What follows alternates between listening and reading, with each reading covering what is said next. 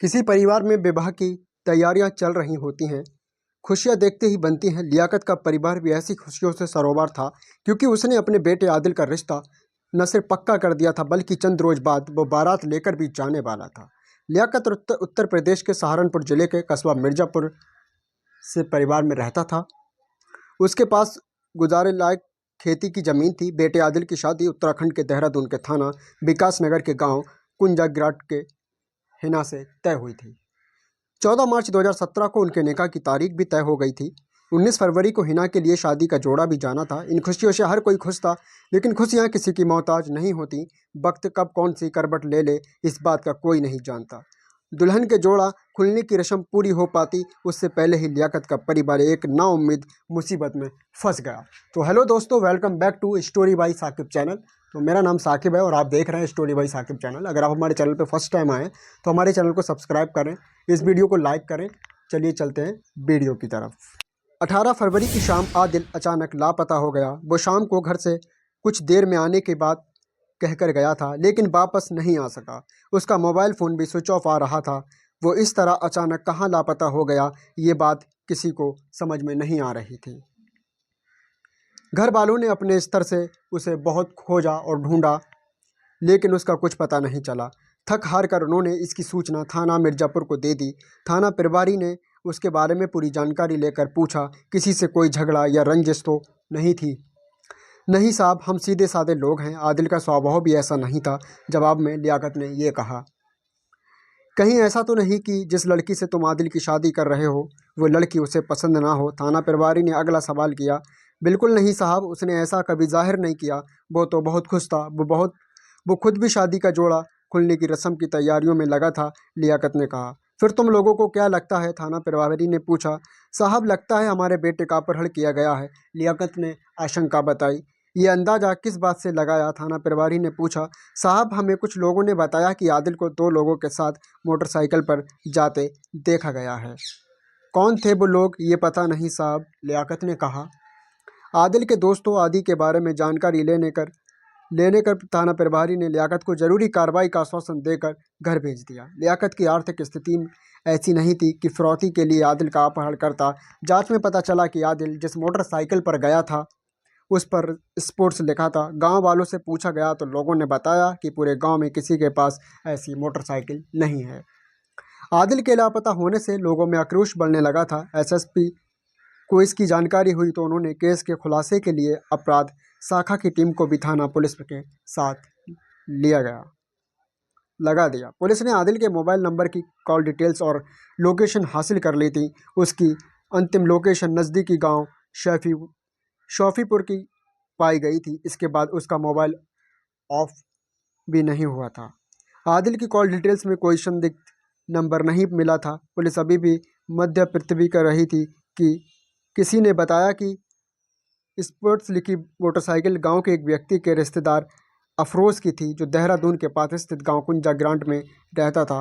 वो गांव आता जाता भी रहता था। कुंजा ग्रांट की हिना से आदिल की शादी होने ही वाली थी।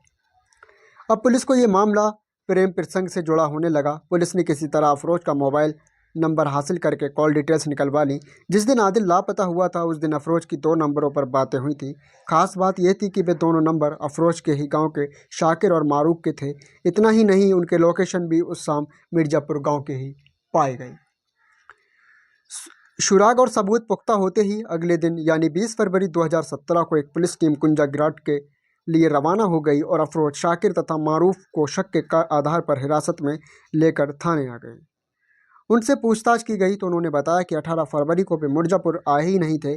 पुलिस ने पास उनके फ़ोन नंबर की लोकेशन और डिटेल्स भी निकलवाई।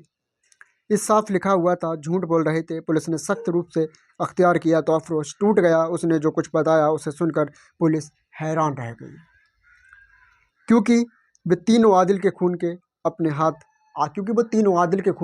अपने हाथ रंग चुके थे। तीनों ने आदिल की हत्या करके उसके शव को सफ़ीपुरा गांव के जंगल के गड्ढे में छिपा दिया था। पुलिस ने उनकी निशानदेही पर आदिल का शव बरामद कर लिया। उसके सिर पर, चेहरे पर घाव के निशान थे। सबके नज़दीक ही खून से सने पत्थर पड़े थे। पुलिस ने बतौर सबूत उन्हें कब्जे में ले लिया। आदिल की मौत की खबर उसके घर में कोहराम मच गया। पुलिस ने शव को पंचनामा भरकर पोस्टमार्टम के लिए भिजवा दिया। साथ ही तीनों अपराधियों के खिलाफ भादंबी की धाराओं 302, 201/120 के तहत मुकदमा दर्ज कर लिया गया। पुलिस ने हत्यारोपियों से विस्तार से पूछताछ की तो एक ऐसे प्रेमी की कहानी निकलकर सामने आई जो नहीं चाहता था कि उसकी प्रेमिका किसी और के नाम का शादी का जोड़ा पहने। उसकी प्रेमिका भी मौत के इस षड्यंत्र में शामिल थी। करीब 2 साल पहले अफरोज और हिना की आंखें चार हुई थी तो दोनों एक दूसरे के दिल में उतर गए। दोनों ने प्यार के खुशनुमा सफ़र की शुरुआत कर दी और किसी को खबर भी नहीं लगी। जब कोई इंसान किसी को प्यार करे तो उसके लिए ढेरों सुनहरे ख्वाब सजाता है। उन्होंने भी ख्वाबों का एक महल बनाकर रख लिया था। जवानी के जोश में दोनों ने मर्यादा की दीवार भी गिरा दी और हमेशा एक होने का फैसला भी कर लिया। दोनों ही अक्सर एक दूसरे का हमसफ़र होने की कस्में खाते थे। एक दिन दोनों मिले तो अफरोज ने हिना से पूछा, हिना ये बताओ कि तुम कभी मेरा साथ तो नहीं छोड़ दोगी? कैसी बात करते हो अफरोज, तुम तो मेरी सांसों में बसे हो। मैं कभी बुरे ख्वाबों में भी ऐसा नहीं सोच सकती। एक दिन मुझे पूरी तरह तुम्हारी ही होना है। हिना ने कहा, लेकिन पता नहीं क्यों मुझे डर लगता है कि वक्त आने पर तुम बदल ना जाओ। अफरोज ने कहा, ऐसा कभी नहीं होगा, मैं तुमसे सच्चा प्यार करती हूँ। हिना ने उसकी आंखों में हसरतों से देखते हुए जवाब दिया तो अफरोज बेहद खुश हुआ। जनवरी 2017 में हिना का रिश्ता सहारनपुर के कस्बा मिर्ज़ापुर के आदिल के साथ तय हो गया। घर वालों से ये बात इस रिश्ते का विरोध करने का साहस नहीं कर सकी। उसकी मर्जी के खिलाफ रिश्ता तो पक्का हो गया पर वो दिल से इस रिश्ते के लिए खुश नहीं थी।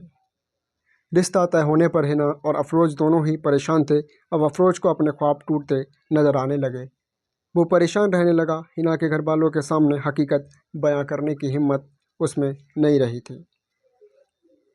बावजूद इसके वो किसी भी सूरत से हिना को खोना नहीं चाहता था। इस मुद्दे पर एक दिन उसने हिना से बात की। ये सब क्या हो गया हिना, हम दोनों ने साथ जीने मरने की कसम खाई थी। मैं खुद भी परेशान हूँ अफरोज, समझ नहीं आ रहा कि क्या करूँ। हिना बोली, कुछ करना ही पड़ेगा। कहीं ऐसा तो नहीं कि तुम्हारे दिल में अपने मंगेतर के लिए जगह बन गई हो? अफरोज ने मायूसी के साथ कहा। ऐसा क्यों कह रहे हो? क्या तुम मेरे प्यार का इम्तिहान ले रहे हो? हिना ने नाराजगी जाहिर की। उधर रिश्ता तय होने जाने पर आदिल हिना के ख्वाब देखने लगा था। वो बेहद खुश था और अक्सर हिना से फ़ोन पर बातें भी किया करता था। हिना के दिल में अफरोज की तस्वीर थी। वो नाखुशी से आदिल से बात करती थी। उसने आदिल को ज़रा भी शक नहीं होने दिया वो उसके बजाय किसी और से प्यार करती है। जैसे जैसे समय बीतता रहा अफरोज और हिना की बेचैनी बढ़ती जा रही थी। अफरोज के कई दिन इसी उधड़ेबुन में बीत गए कि वो इस रिश्ते को कैसे तोड़वाए। उसे सीधा कोई रास्ता नज़र नहीं आया तो मन ही मन उसने खिलाफ उसके निर्णय ले लिया। तो दोस्तों, हमारा ये पार्ट 1 है और पार्ट 2 आपको देखने को मिलेगा नेक्स्ट डे। तो अगर हमारे चैनल पे फर्स्ट टाइम है, हमारे चैनल को सब्सक्राइब करें, इस वीडियो को लाइक करें। और मैं आपको बताना चाहूँगा, इस वीडियो का उद्देश्य किसी की भावना को ठेस पहुँचाना नहीं है। ये केवल एक एजुकेशन पर्पज़ के लिए बनाई जाती है। तब तक के लिए मिलते हैं नेक्स्ट वीडियो में। तो जय हिंद दोस्तों।